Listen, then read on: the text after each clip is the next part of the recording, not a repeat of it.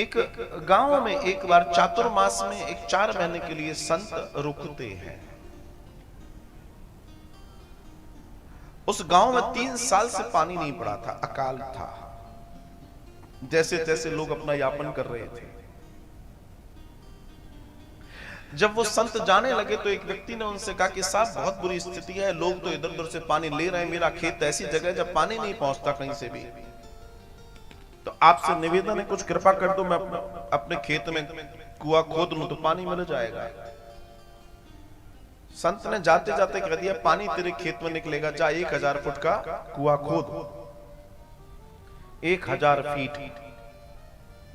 अब 1000 फीट कोई कम तो होता नहीं है, लेकिन वो भी पक्का था, बोला मैं खोद दूंगा। खोद ले भैया। अब हुआ दर्शन ऐसा कि उसने 1000 फीट खोद भी लिया लेकिन पानी ना निकला। सोचने लगा आजकल संत भी झूठ बोलते हैं, बताओ मेरे साथ कितना गड़बड़ हो गया।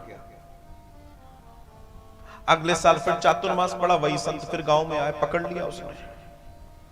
बोला पहले तुम मेरी सुनो और ये बताओ कि तुमने कहा था कि 1000 फीट पे पानी मिल जाएगा, मैंने खोद दिया, पानी नहीं निकला, तुम झूठ बोलते हो।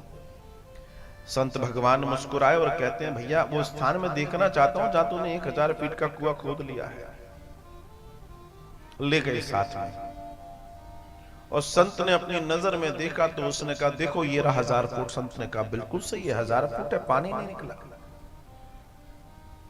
तो बोला फिर बताओ मैं क्या करूं। बोला एक बात बताओ, मैंने तुमसे कहा था कि 1000 फीट का एक कुआं खोदना, और उसने मालूम क्या कर रखा था, कहीं 100 फीट, कहीं 200 फीट, कहीं 25 फुट, कहीं 50 फुट, कहीं 250 फुट, ऐसे करके कुल योग कर दिया 1000 हो गया जी।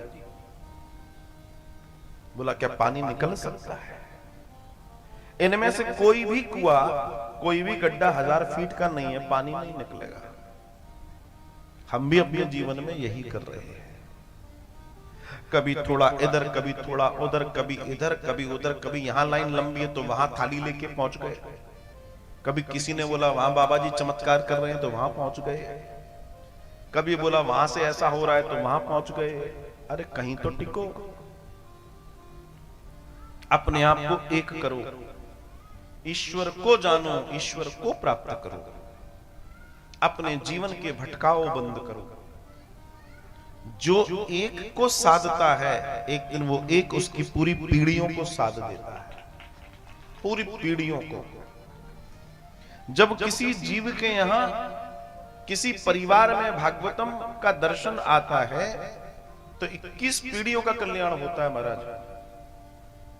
जिस घर में भागवत जी हैं, 7 दिन का यह अनुष्ठान है, उसकी पिछली 7, अगली 7 और उसके यहाँ जो स्त्री है, उसकी जो पत्नी है, उसके घर की 7, ऐसे 21 पीढ़ियों का कल्याण होता है। इतना बड़ा सूत्र जिस धर्म में मिला हो वहां फिर भटकाओ क्यों?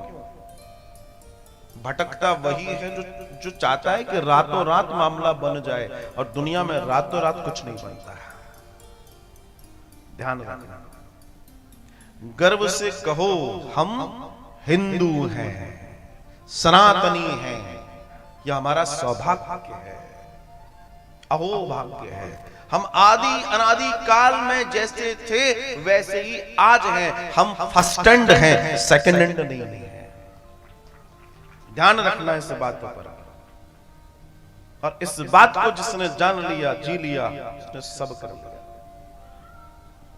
तो ईश्वर ने हमें यह मौका दिया, इस मौके को जियो और जानो और अपने जीवन में उतारो।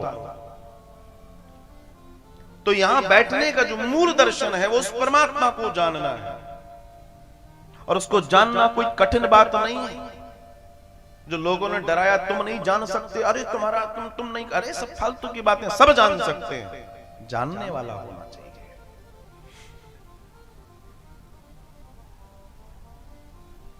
ऐसे ऐसे संतों की चर्चा है कि वो लोग, अगर मैं जाति की बात करूं तो कोई चमार था, कोई कुम्हार था, लेकिन उन्होंने परमात्मा को पाया ही नहीं पाया। सोचिए, एक जूता मोची बना रहा है और वो परमात्मा को प्राप्त कर रहा है, एक बर्तन बना रहा है वो परमात्मा को प्राप्त कर रहा है, एक गोबर के कंडे बना बना के बेच रहा है वो परमात्मा को प्राप्त कर रहा है, तो तुम्हें किसने मना कर दिया? फिर मैं कह रहा हूं ईश्वर सबका है, सब ईश्वर के है। बस अपने आप को जानो, जिसने प्राप्त करने की चेष्टा कर ली उसे प्राप्त जरूर हुआ है।